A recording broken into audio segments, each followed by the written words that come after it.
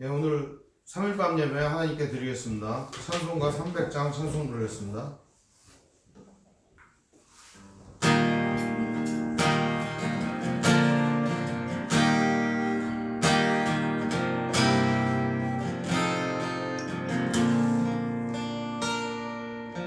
내 맘이 낙심되며 근심에 눌릴 때 주께서 내게 오사 위로해 주시네.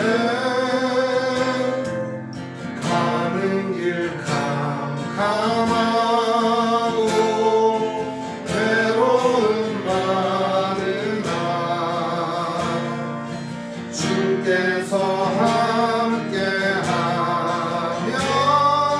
내 짐을 지시네. 그네가 내게 족하네. 그네가 족하네. 이 괴로운 세상 지낼 때 그네가 족하네. 희망이 사라지고 친구 날 버릴 때 주에게 속삭이며 새 희망 주시네. 싸움이 맹렬하여 두려워 떨 때에 승리의 왕이 되신 주 음성 들리네. 그네가 내게 족하네. 그네가 족하네. 이 괴로운 세상 지낼 때 그네가 족하네. 원민이 가득 차고 눈물이 흐를 때 주 나의 곁에 오사 위로해 주시네. 환난이 닥쳐와서 어려움 당할 때 주님의 능력 믿어 원수를 이기네. 그네가 내게 족하네. 그네가 족하네. 이 괴로운 세상 지낼 때 그네가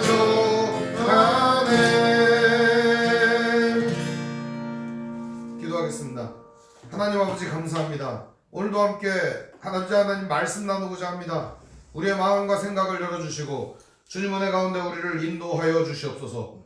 우리 주 예수님 이름으로 기도합니다. 아멘. 예, 오늘 말씀 마태복음 3장 13절에서 17절 말씀 보겠습니다. 마태복음 3장 13절에서 17절입니다. 제가 읽겠습니다. 이때 예수께서 갈릴리로부터 요단강에 이르러 요한에게 세례를 받으려 하시니 요한이 말려 이르되 내가 당신에게서 세례를 받아야 할 터인데 당신이 내게로 오시나이까. 예수께서 대답하여 이르시되 이제 허락하라. 우리가 이와 같이 하여 모든 의를 이루는 것이 합당하니라 하시니 이에 요한이 허락하는지라. 예수께서 세례를 받으시고 곧 물에서 올라오실새 하늘이 열리고 하나님의 성령이 비둘기같이 내려 자기 위에 임하심을 보시더니 하늘로부터 소리가 있어 말씀하시되 이는 내 사랑하는 아들이요 내 기뻐하는 자라. 아멘. 예, 오늘 말씀의 제목은 하늘로부터 소리가 있어 라는 제목으로 말씀의 은혜를 나누겠습니다. 하늘로부터 소리가 있어. 우리는 지난 시간에 세례 요한의 메시지와 그가 전했던 사역과 은혜를 나누었습니다. 세례 요한은 구약의 사람이라고 말씀드렸습니다. 선지자로서 예수님의 오심을 증거하고 오실 예수님에 대한 증언을 했던 사람입니다.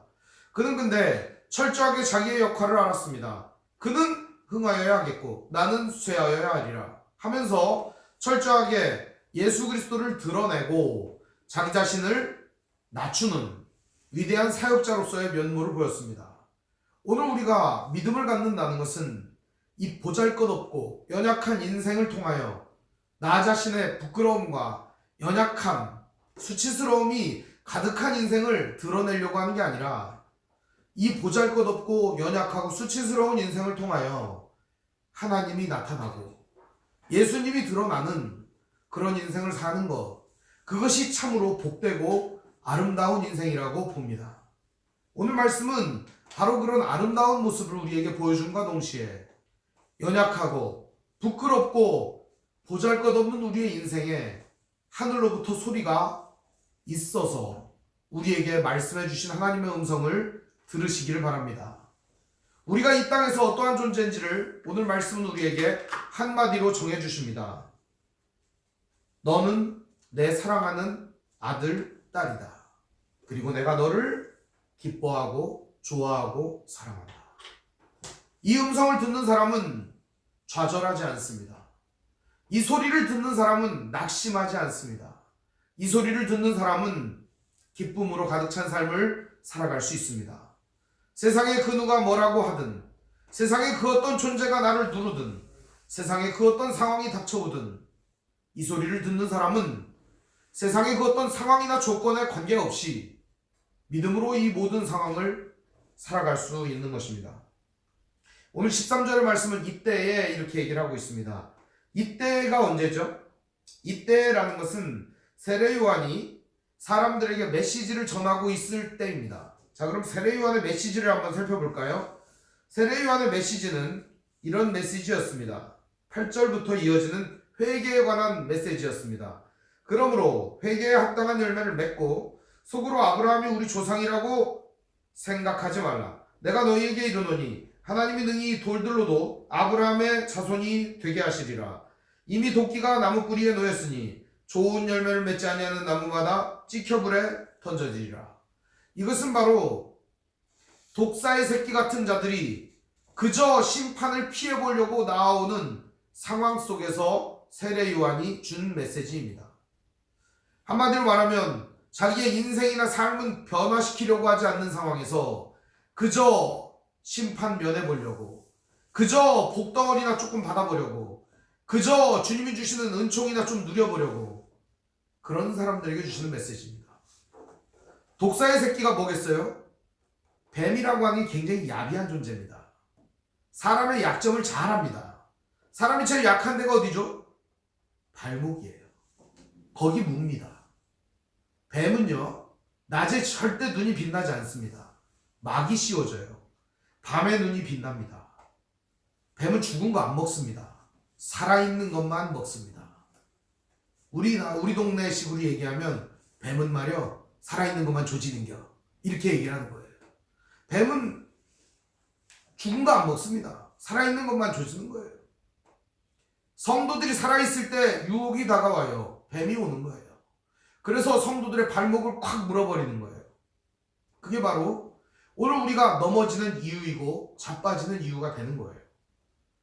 참으로 우리가 믿음을 갖고 신앙생활을 하는 중요한 이유는 우리가 나아가야 될 방향과 목표를 깨닫고 가는 것입니다. 그런데 그거를 갖다가 알지 못하는 자들이 그저 순간에 은혜 받는 게 좋아 보이고, 순간에 복 받는 게 좋아 보이고, 순간에 진노를 피할 수 있다고 하니까 너도 나도 줄 서서 세례 받으러 간 것입니다. 그때 세례 요한은 그들에게 이야기합니다. 독사의 새끼들아, 이제 언제까지 독사 새끼로 살 거냐? 회개에 합당한 열매를 맺어야 합니다. 한마디로 말하면 이 회개라고 하는 말은 무슨 말이죠? 돌이킨다. 다시 원점으로 돌아와 목표를 향해 걸어간다. 그런 뜻이죠. 그래서 세례 요한은 그들에게 말하는 겁니다. 잃어버렸던 길을 찾고 이제 믿음의 바른 방향으로 걸어가라. 이 얘기를 해주는 겁니다. 그때 예수님이 갈릴리로부터 요단강에 이르렀다는 겁니다. 갈릴리에서 요단강은 거리가 얼마 안 됩니다.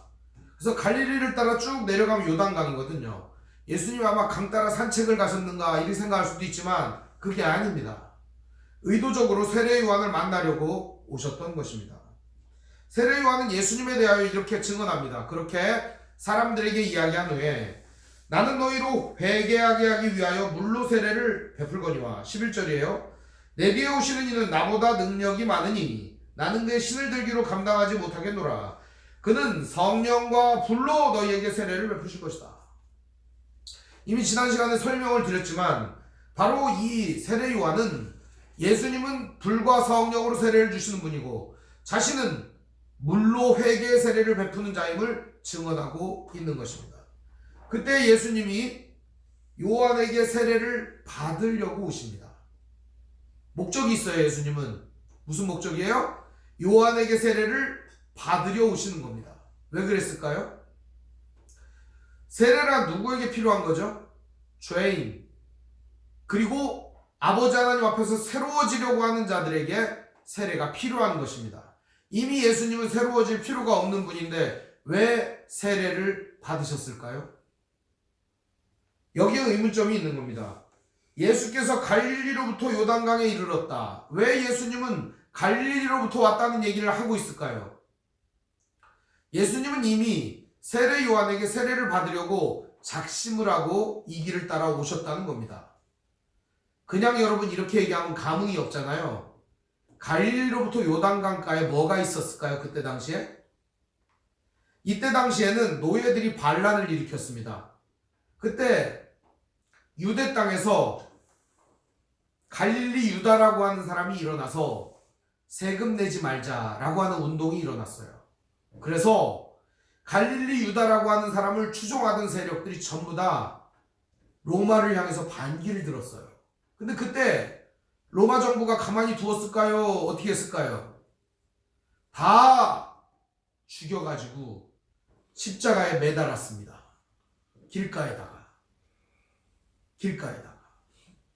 길가에다가 매달았는데 나무가 모질랐어요. 하도 많이 매달아가지고 어떻게 했을까요? 시체를 아무렇게나 더미를 쌓아 놓았어요. 예수님은 그런 길을 걸어오셨던 것입니다. 그런 길을 걸어오셨습니다. 왜 오셨을까요? 죽음의 길, 사람들로 시체로 가득한 그 길, 썩는 냄새가 가득한 그 길, 예수님 왜 그 길을 걸어오셨겠냐 하는 거예요. 예수님은요 그 길로 오셔서 세례 요한을 만나고자 했던 것입니다. 바로 예수님은 오늘 이 시대에도 죽음의 길을 벗어나서 하나님께로 가는 유일한 길이 되어주시는 분이십니다. 오늘 세상에 많은 사람들이 죽음의 길을 걷고 있습니다. 아무리 살아있는 사람이라 하더라도 시시각각 죽음의 길로 우리는 걸어가고 있는 것이죠. 예수님께서는 그 길로 걸어가시면서 사람들을 일으켜 세우시는 겁니다. 한 사람씩 한 사람씩 제자도 만들고 하면서 그 길을 걸어가는 겁니다. 상처받고 고통당한 사람들을 치료하며 연약하고 가난한 사람들에게 희망이 되고 소망이 되어주시는 예수님의 아름다운 자태를 한번 생각해 보시길 바랍니다. 그 예수님이 세례 요한에게 나와왔습니다. 왜 나오셨을까요? 비로소 사역을 시작할 때가 되었기 때문입니다. 사역을 시작하려고 하는 신호였던 겁니다. 물은 여러분 무엇을 상징하냐? 물은 정화를 상징합니다. 정화. 깨끗하게 하는 것을 상징해요. 물은. 그래서 구약 성경이나 신약 성경에 물은 정화를 시키는 도구로 썼어요. 불은 뭘까요? 예수님은 불과 성령으로 세례를 주는 분이고 세례 요한은 물로 회개의 세례를 베푸는 사람입니다. 불은 뭘까요? 변화를 상징합니다. 물이 정화를 상징한다면 불은 변화를 상징하는 거예요. 단순히 깨끗하게 하는 게 목적이 아니에요. 예수님은 완전히 새로운 존재로 만들어버리는 거예요. 용광로에 갖다 녹여가지고 완전히 새로운 존재로 변화시켜 주려고 하는 것이 바로 예수님의 목적인 것이죠. 세례 요한은 그걸 분명히 알았기 때문에 나는 당신 감당이 안 됩니다. 그저 나는 씻는 정도고 당신은 존재 자체를 바꾸시는 분인데 어찌 내가 당신에게 세례를 베풀 수 있습니까? 이런 얘기입니다. 그때 예수님이 이렇게 대답을 합니다. 예수께서 대답하여 이르시되 이제 인정하라. 이제 허락하라. 우리가 이와 같이 하여 모든 의를 이루는 것이 합당하니라. 이에 요한이 허락하는지라. 예수님은 길을 걸어오셨고 그리고 먼지라든지 혹은 시체를 닿았을 수도 있고 오는 길에 사람들과 만났고 정화될 필요가 있었던 겁니다. 예수님은 거기서 세례를 받습니다. 이것은 구약의 예법이나 세례 요한의 세례를 무시하지 않고 예수님께서 인정해 주시는 것입니다. 세례 요한에게 말하는 겁니다. 너의 세례가 얼마나 귀한 것인가. 그래야 나도 이 사역을 할 수가 있다. 예수님 말씀해 주시는 겁니다. 그리고 예수님은 요한이 세례를 베풀자마자 놀라운 일이 일어납니다. 16절에 보면 예수께서 세례를 받으시고 곧 물에서 올라오실세 이렇게 나옵니다. 세례 요한이 주는 세례는 이런 거였습니다. 침례였어요. 이건 이제 예수님의 머리를 갖다가 몸까지 물에다가 푹 담궈서 아예 잠궜다가 다시 물 밖으로 나오는 그런 장면입니다. 그래서 보면은 세례를 받으시고 물에서 올라오실세 이렇게 되어 있습니다. 이것은 다시 태어남, 거듭남을 상징하기도 합니다. 거듭남을. 예수님은 이제까지는 뭘로 사셨어요? 목수로 사셨어요. 이제는 뭘로 태어나시는 거예요? 사역자로 다시 태어나는 장면입니다. 그럼 그 전까지는 예수님 사역자가 아니었냐? 그게 아니라 본격적 공생애가 시작됨을 나타내는 신호였던 것입니다. 그때 하늘에서 소리가 납니다. 16절 말씀 보시면 하늘이 열리고 하나님의 성령이 비둘기같이 내려 자기 위에 임하심을 보시더니 뭐가 내려와요? 하늘이 열리고 하나님의 성령이 비둘기같이 내려 자기 위에 임하였다. 여러분 신구약 성경을 통틀어 성령이 내려오시게 하는 분이 있었습니까?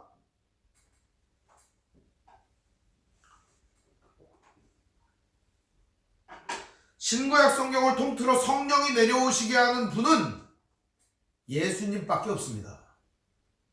오늘 예수님의 진정한 사역의 문이 무엇으로 열리는지 보셔야 됩니다.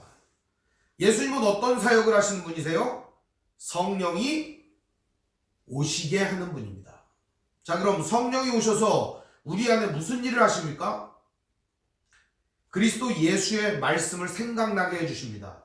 예수님처럼 살도록 도와주십니다. 그리고 우리 안에 있는 연약하고 나약하고 부족하고 고장난 이 모습이 그리스도 예수의 형상으로 변화되도록 바꾸어 주시는 역할을 하시는 거예요. 말 그대로 예수님은 정화가 아니라 정화를 넘어 변화를 일으켜 주시는 분이라는 사실을 뭘 통해 알 수 있어요? 성령이 오시는 것을 통해 알 수가 있는 거예요. 세례 요한의 세례는 그저 돌이키게 하고 다시 아버지 하나님께로 마음을 바꾸는데 원점으로 돌이켜 다시 목적지를 확인하는 데까지 이르렀다면 이제 예수님은 목적지까지 그들을 이끄시는 분이라는 사실입니다. 완전한 변화, 질적인 변화를 이끄시는 분이라는 사실입니다. 이것을 가나의 혼인잔치에서 예수님은 보여주십니다.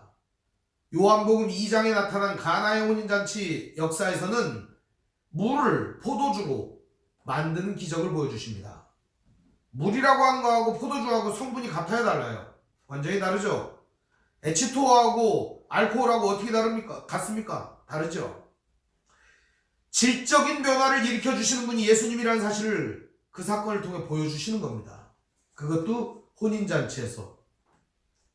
예수님께서는 이렇듯 성령과 불로 우리들을 완전히 질적으로 다른 존재로 변화시켜 주시는 분이라는 사실입니다.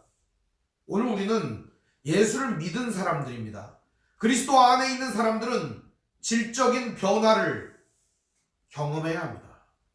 그리고 오늘도 우리는 비록 육신의 모습은 똑같지만 어쩌면 겉사람은 후패하고 늙어가고 더 추해지지만 우리들은 날마다 새로운 존재로 바뀌어지고 있음을 깨달으셔야 합니다.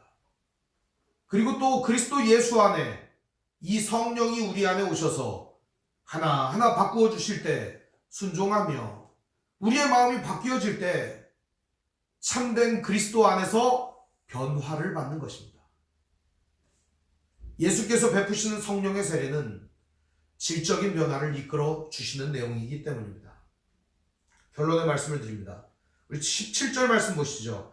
하늘로부터 소리가 있어 말씀하시되 이는 내 사랑하는 아들이요 내 기뻐하는 자라 하시니라. 여러분 이 소리 들으십니까? 여러분 이런 소리 들어보셨습니까? 하나님이 여러분에게 뭐라고 말씀하십니까? 이 소리 들어야 됩니다. 딴 사람들이 하는 거 다 구라고 거짓말이에요. 하나님이 여러분에게 하는 얘기를 들으셔야 돼요. 하나님이 여러분에게 이렇게 말해주고 있어요. 너는 내 사랑하는 아들이다. 사랑하는 내 딸이다. 나는 너를 기뻐한다. 나는 너를 사랑한다. 이 소리를 들으셔야 됩니다. 이거를 못 듣는 사람들은 불쌍한 사람들이에요. 이 소리를 안 들으려고 귀를 쳐막는 인간들도 불쌍한 사람들이에요.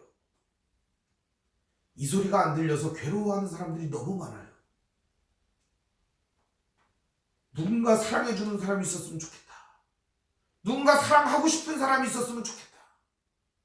세상은 이렇게 사랑이 없어서 메말라서 다들 죽어가는 거예요. 왜 죽는지 알아요? 사랑이 없어 죽는 거예요. 양식이 없어 주림이 아니고 물이 없어 가람이 아니에요. 사랑이 없어 그럴 거야. 사랑이 없어. 우리가 손을 내밀어 다른 사람을 만져줄 때, 손을 내밀어 사랑의 손길을 베풀 때, 손을 내밀어 그 사람의 손을 맞잡아 줄 때, 어깨를 두드려 줄 때, 따뜻한 말을 건넬 때, 그때 세상은 치유되고 회복되는 것입니다. 그리스도 예수의 복음의 능력이 어디에 있는 줄 압니까? 바로 성도의 그 손에 있습니다. 성도의 그 입에 있습니다. 성도의 그 걸어가는 발에 있습니다. 하늘로부터 들리는 이 소리를 먼저 들으세요, 여러분. 여러분에게 하나님 말씀하고 계십니다. 이는 내 사랑하는 아들이다. 내 기뻐하는 자다. 혹시 여러분이 지금 곤경에 처해 있습니까? 무시당하고 있습니까? 어려움 당하고 있습니까? 괴로움 당하고 있습니까? 마음에 짐이 가득합니까? 주변에서 여러분 존재감이 없습니까? 하나님이 여러분 뒤에 서서 얘기하는 거예요. 얘 건들지 마. 얘는 내가 사랑하는 애야. 얘 때문에 내가 얼마나 기쁜데 건드리지 마. 오늘 하나님은 우리에게 든든한 아버지, 든든한 우리의 하나님으로 존재하고 계십니다. 사랑하는 성도 여러분, 이거를 믿으세요. 다른 건 다 거짓말이에요. 오늘 하나님이 우리에게 그렇게 말씀하고 계시고 우리 앞에서 우리를 변호해주고 계시고 오늘 우리와 영원토록 함께 하신다는 사실입니다. 여기 보면은 이 말씀이 시제가 있어요. 시제. 현재, 과거, 미래 이런 거 있잖아요. 그죠?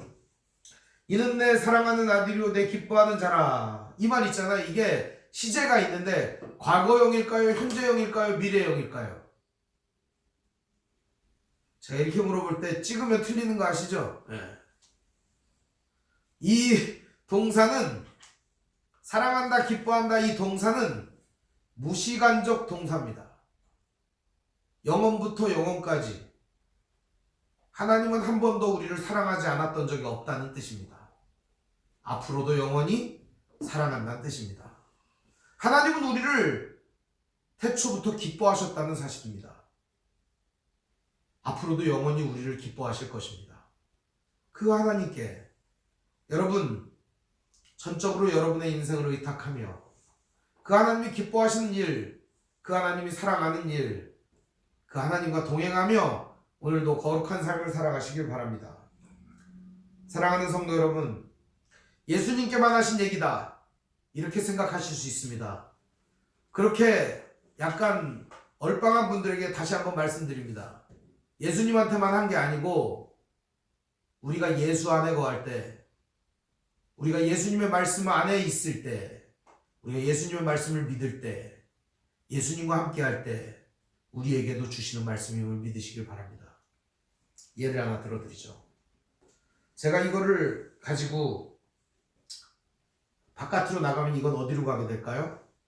바깥으로 가게 됩니다. 제가 이걸 들고 안으로 들어오면 어디로 가게 될까요? 풀어보나마나 안으로 들어오겠죠. 우리가 예수님 안에 있을 때 우리는 어디든지 그리스도와 같이 동행하게 됩니다. 우리가 예수님과 함께 있을 때 하나님은 언제나 우리에게 말씀해 주십니다. 너는 내 사랑하는 아들이다. 너는 내 사랑하는 딸이다. 그리스도 밖에 있는 분들은 이 말을 들을 수 없어요. 귀가 막혀 있고 오해하고 있고 들을 수 없는 상태이기 때문입니다. 오늘 이 말씀을 들으며 지금까지 지내왔던 헛된 모습들 버리고 자랑스러운 하나님의 아들로 딸로 오늘도 어깨 펴시고 믿음의 발걸음을 이어나가시기를 주님의 이름으로 축원드립니다. 기도하겠습니다. 사랑과 은혜가 풍성하신 아버지 하나님, 은혜와 사랑을 감사드립니다. 주님이 우리를 사랑하신다라고 하는 하늘로부터 들리는 그 소리를 듣게 하여 주시옵소서. 이 땅에서 울려 퍼지는 얼토당토하는 시덥지 않은 거짓말들을 이제는 물리치고 하늘로부터 들리는 소리를 듣게 해 주시옵소서. 아버지 하나님께서 우리에게 들려주시는 사랑의 음성과 기쁨의 메시지를 듣게 하여 주시옵소서. 예수님 이름으로 기도합니다. 아멘. 광고 말씀드리겠습니다. 오늘 함께 예배하신 모든 분들 주님의 이름으로 환영합니다. 우리 옆사람과 인사합니다. 사랑합니다. 네, 사랑합니다. 집에 계신 분들은 서로 안아주시기를 바랍니다. 다 보고 있어요. 안 하시는 분들 계신데 집에 있는 분들은 서로 안아주시기를 바랍니다. 아직도 안 하는 분들 계시네. 열심히 안아주시고 사랑한다고 말해주시기 바랍니다. 하나님 말씀 성경을 가까이 두고 매일 읽으시고 기도로 하나님과 교제하시고 말씀대로 사랑하며 사시길 바랍니다. 목회자의 경건을 위해 기도해 주시기 바랍니다. 정치 지도자들과 남북관계를 위해서 기도하시기 바랍니다. 가난한 자들과 소외된 자들을 도우며 기도하시기 바랍니다. 선교사님과 가족을 위해서 기도하시기 바랍니다. 아픔과 고통 중에 있는 성도를 위해 기도하시기 바랍니다. 코로나19로 인하여 어려움 당하며 고통당하는 분들을 위하여 기도합시다. 헌금은 온라인으로 드리시길 바랍니다. 주님 가르쳐 주신 기도로 마치겠습니다. 하늘에 계신 우리 아버지, 아버지 이름을 거룩하게 하시며 아버지의 나라가 오게 하시며 아버지의 뜻이 하늘에서와 같이 땅에서도 이루어지게 하소서. 오늘 우리에게 일용할 양식을 주시고 우리가 우리에게 잘못한 사람을 용서하여 준 것 같이 우리 죄를 용서하여 주시고 우리를 시험에 빠지지 않게 하시고 악에서 구하소서. 나라와 권능과 영광이 영원히 아버지의 것입니다. 아멘. 시험에